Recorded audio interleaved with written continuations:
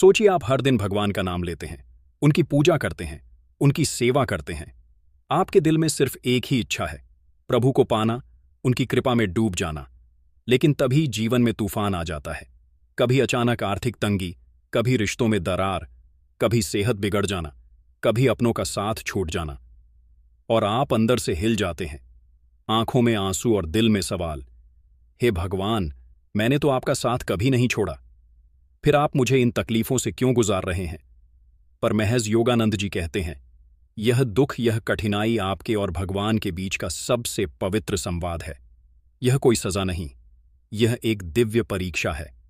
जैसे माँ अपने बच्चे को तैरना सिखाने के लिए थोड़ी देर छोड़ देती है ताकि वह अपने पंखों पर भरोसा करना सीखे, वैसे ही भगवान भी अपने प्रिय भक्त को जीवन की गहरी नदी में उतारते हैं ताकि वह भीतर छुपी शक्ति और विश्वास को पहचान सके।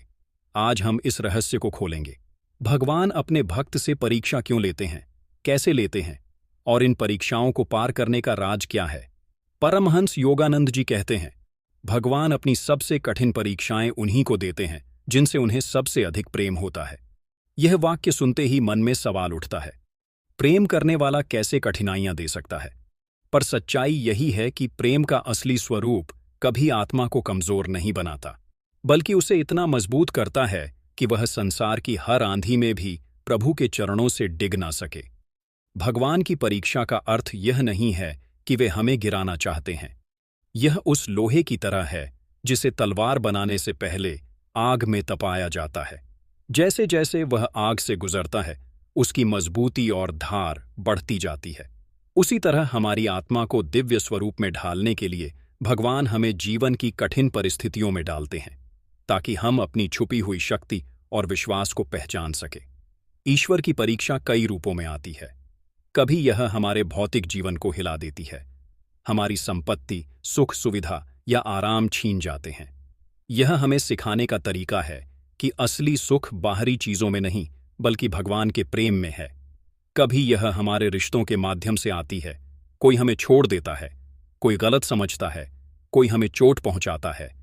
यह भी हमें यह याद दिलाने का तरीका है कि हमारी सबसे गहरी भावनात्मक सुरक्षा केवल ईश्वर में है, न कि किसी इंसान में। कभी यह हमारे स्वास्थ्य के जरिए आती है। जब शरीर कमजोर पड़ जाता है और हम हर दिन दर्द या असुविधा में जीते हैं, तब भगवान हमें यह सिखा रहे होते हैं कि आत्मा की शक्ति शरीर से कहीं अधिक है। और कभी यह हमारी आध्यात्मिक साधना में आती है। जब पहले ध्यान में जो शांति मिलती थी वह अचानक कम हो जाती है, तब भी यह एक परीक्षा है कि क्या हम बिना अनुभव के भी प्रभु पर अडिग रहेंगे। भगवान यह परीक्षाएं क्यों लेते हैं? योगानंद जी कहते हैं कि इसका पहला उद्देश्य हमारी भक्ति को शुद्ध करना है। जब तक हमारी भक्ति शर्तों पर टिकी होती है, हे भगवान मुझे यह दो तो मैं आपको मानूंगा, तब तक वह सच्ची भक्ति नहीं है। परीक्षाएं हमारी भक्ति को स्वार्थ से मुक्त करती है, हमें बिना किसी अपेक्षा के प्रेम करना सिखाती है। दूसरा उद्देश्य है हमारी आत्मा को मजबूत बनाना। जिस तरह मांसपेशियां केवल वजन उठाने से मजबूत होती हैं, उसी तरह आत्मा कठिनाइयों से ही शक्ति पाती है। तीसरा और सबसे सुंदर कारण है हमें उनके और करीब लाना। जब दुनिया हमें निराश करती है, तब हम भगवान की ओर मुड़ते हैं। जब कोई और सुनने वाला नहीं होता, तब हम उनसे बात करते हैं। यही वह पल है जब उनका प्रेम हमारे हृदय को छूता है। परीक्षा के बीच भक्त का मनोभाव बहुत महत्वपूर्ण होता है। योगानंद जी कहते हैं, जब अंधेरा सबसे गहरा हो, तब जान लो कि भोर करीब है। कठिन ये याद रखना चाहिए कि भगवान हमें छोड़कर कहीं नहीं गए हैं। यह परिस्थिति अस्थायी है और हमारी आत्मा इससे बड़ी है। जो परीक्षा हमें मिली है वह उनके प्रेम की निशानी है और इसके अंत में कोई ना कोई आशीर्वाद जरूर छुपा है। एक प्रेरक कहानी है। एक साधक रोज भगवान से कहता, प्रभु मैं केवल आपको चाहता हूं। एक दिन उसकी सारी संपत्ति आग में जलकर राख हो गई। लोग कहने लगे, लगता है भगवान ने तुम्हें छोड़ दिया। लेकिन वो मुस्कुराकर बोला, अब मैं उनसे और करीब हो गया हूं, क्योंकि अब मेरे और उनके बीच कोई दीवार नहीं बची। कुछ महीनों बाद उसी स्थान पर उसे आश्रम बनाने के लिए भूमि मिली, जहां हजारों लोग प्रभु का नाम लेने लगे। जो पहले नुकसान लगा था वह आगे चलकर आशीर्वाद बन गया। अधिकतर लोग परीक्षा के समय दो गलतियां करते हैं, भगवान पर संदेह करना और केवल भौतिक उपायों पर निर्भर रहना। लेकिन योगानंद जी कहते हैं, ईश्वर पर विश्वास तब असली होता है जब परिस्थिति असंभव लगती है और आप फिर भी उन्हें थामे रहते हैं। जैसे एक बच्चा गिरकर भी बार बार उठता है और मां की आंखों में गर्भ भर देता है, वैसे ही जब भक्त टूटने के बाद भी उठकर प्रभु का नाम लेता है तब भगवान का हृदय पिघल जाता है।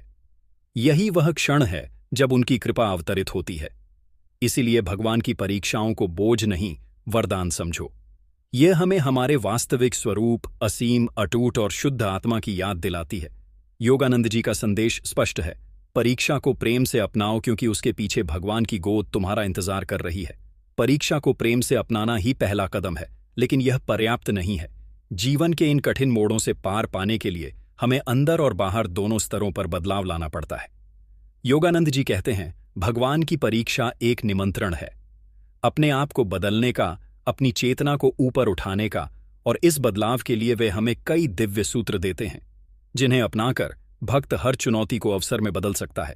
सबसे पहले योगानंद जी ध्यान की महत्ता पर जोर देते हैं। ध्यान सिर्फ एक आध्यात्मिक अभ्यास नहीं, बल्कि वो शक्ति स्रोत है जो हमें भीतर से स्थिर करता है। जब जीवन की आंधियां तेज चल रही हों तब मन बार बार बाहर भागता है, समस्या, डर और असुरक्षा की ओर। ध्यान उस मन को वापस ईश्वर की शांति में खींच लाता है। योगानंद जी कहते हैं, ध्यान वह पुल है जो आपके वर्तमान दुख और भगवान के अनंत आनंद के बीच फैला हुआ है। जो भक्त रोज ध्यान करता है वह जानता है कि कठिनाइयां सिर्फ बादल हैं, सूरज तो हमेशा चमक रहा है। दूसरा, वे हमें कृतज्ञता, ग्रेटिट्यूड का अभ्यास सिखाते हैं। कठिन समय में हमारा मन उन चीजों पर फोकस करता है जो हमारे पास नहीं है, लेकिन अगर हम उन छोटी छोटी बातों के लिए आभारी होने लगे जो अभी भी हमारे पास हैं, सांसें, जीवन, विश्वास, कुछ सच्चे लोग तो भीतर का बोझ हल्का हो जाता है।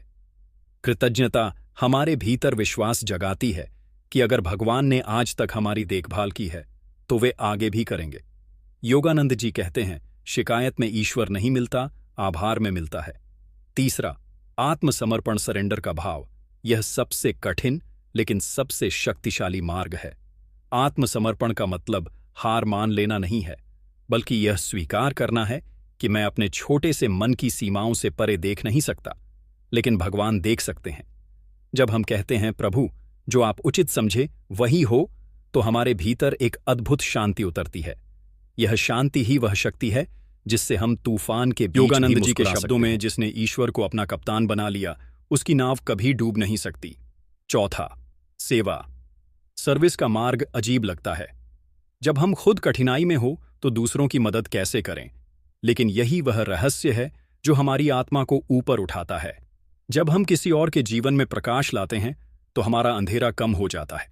सेवा हमें यह एहसास कराती है कि हम अकेले नहीं हैं और जीवन केवल मेरा नहीं बल्कि हमारा है।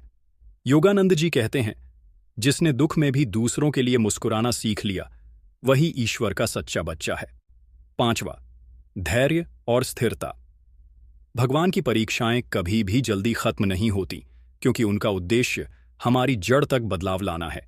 यह बदलाव समय लेता है और इस दौरान हमें धैर्य की सबसे अधिक आवश्यकता होती है। धैर्य का मतलब सिर्फ इंतजार करना नहीं, बल्कि इंतजार करते हुए विश्वास बनाए रखना है। यह विश्वास कि हर पल, चाहे वह कैसा भी दिखे, हमें ईश्वर के और करीब ला रहा है। योगानंद जी अक्सर कहते थे कि परीक्षा के समय 3 चीजें कभी मत छोड़ो: भगवान का नाम, ध्यान और प्रेम नाम, ताकि मन प्रभु की याद में जुड़ा रहे। ध्यान ताकि आत्मा प्रभु की उपस्थिति का अनुभव करती रहे, और प्रेम ताकि दिल कठोर ना हो जाए बल्कि और मुलायम हो जाए। एक बार योगानंद जी के एक शिष्य ने उनसे कहा, गुरुदेव, मैं इतनी कठिनाइयों में हूं कि लगता है अब और नहीं सह सकता। योगानंद जी मुस्कुराए और बोले, अगर तुम अभी रुक गए तो तुम उस खजाने से वंचित रह जाओगे जो इस परीक्षा के पार है। शिष्य ने साहस जुटाया, अपनी साधना जारी रखी और महीनों बाद उसने कहा, गुरुदेव, अब समझ आया, उस समय की हर कठिनाई असल में भगवान के आशीर्वाद की सीढ़ी थी। कभी कभी हम सोचते हैं कि भगवान हमें हमारी क्षमता से अधिक दे देते हैं, लेकिन सच यह है कि वे हमें वही देते हैं जो हमारी आत्मा सह सकती है और जिससे वह बढ़ सकती है। यहां तक कि जब हम पूरी तरह टूट चुके होते हैं तब भी भीतर एक अदृश्य शक्ति होती है जो हमें खड़ा रखती है, और वही शक्ति भगवान का हाथ है जो हमें थामे रहता है। इसलिए जब परीक्षा आए तो उसे टालने की प्रार्थना ना करें, उससे सीखने की प्रार्थना करें। कहे, प्रभु मुझे यह सिखाएं कि इस अनुभव से मैं आपके और करीब कैसे आ सकता हूं। यही भावना कठिनाई को आशीर्वाद में बदल देती है। अंत में याद रखो, भगवान कभी गलती नहीं करते। जो वे देते हैं वह हमेशा आपकी आत्मा के लिए सर्वोत्तम होता है, चाहे अभी वह कितना भी कठिन क्यों न लगे। परीक्षा उनकी नाराजगी नहीं बल्कि उनकी निकटता की निशानी है। जैसे गुरु अपने सबसे प्रिय शिष्य को ही सबसे कठिन साधना देता है, वैसे ही भगवान अपने सबसे प्रिय बच्चों को ही ऐसी परख में डालते हैं। और जब आप परीक्षा पार कर लेते हैं तब आप न केवल भगवान के और करीब होते हैं बल्कि खुद को भी पहचानने लगते हैं, अपने उस रूप में जो असीम, अमर और अजय है। योगानंद जी का यही संदेश है, जब कठिनाई आए तो मत कहो भगवान मेरी समस्या छोटी कर दो, कहो भगवान मेरा विश्वास बड़ा कर दो, और देखना तुम हर परीक्षा को मुस्कुराकर पार कर जाओगे। ओम।